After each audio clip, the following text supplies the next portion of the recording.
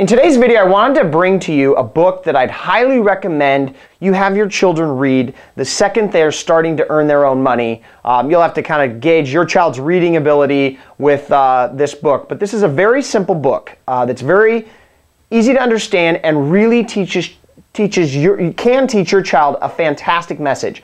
The book is called The Richest Man in Babylon, and here's what this book can teach you and your child about money. The book is a fictional story about Babylon, one of the most prosperous cities in ancient times, and it's a fictional story about how a child learned to acquire wealth. And the principle was all based off, he was being taught by his mentor that what you need to do is, while you're doing your job, the purpose of having a job is to save money that you can invest into an asset that will produce money on its own. So the mentor in this book, and this is a fictional story that's mentoring this child who's learning this concept, teaches the child to take 10% of the income that he's making by doing his low income jobs and saving it. And then with that 10%, he says, keep your eyes open for an opportunity to invest in something. That when you make that investment, it will bring back a return on its money. Well, this is certainly something we don't teach our children. I doubt not 1 in 1,000 people watching this video is helping their child at the age of 12, 13, 14 understand how to invest money. Maybe you're doing a good job of just getting them to not spend it all. But investing is something I don't see parents do. It certainly wasn't done with me. It wasn't something until I learned later. But it doesn't have to be that way. And in this book, the interesting thing that I thought really was helpful for me is that by saving 10% and starting to look at investment opportunities, as the character in the book does, he ends up making some bad investments.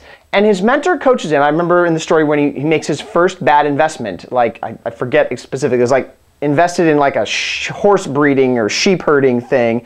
It didn't go out well, didn't turn out well, and he was discouraged, and he went to his mentor and said, this didn't work for me. And he said, perfect, because it doesn't matter, because you saved that 10%. You didn't require that 10% to live. This is the only purpose of saving that 10% was to invest in something, and you're learning how to evaluate investments. So what did you learn from the mistake? Why, that made that a bad investment?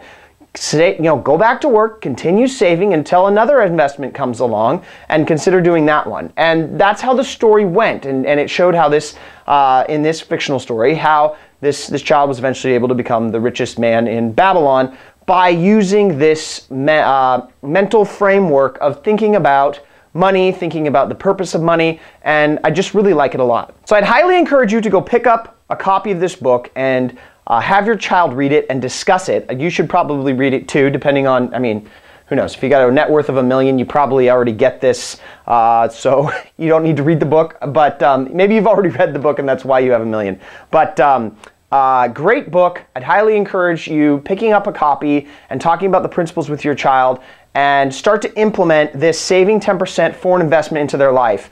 And feel free to leave comments below if you've tried any of this type of stuff, if you've and noticed any sorts of benefits to your child, lessons learned, and specifically over time, do you notice a change in your child's behavior and your child's happiness, their ability to not get burdened by debt because they're investing in things that work, and all those sorts of things. I think it can make a profound difference in your life by teaching them this concept at a young age.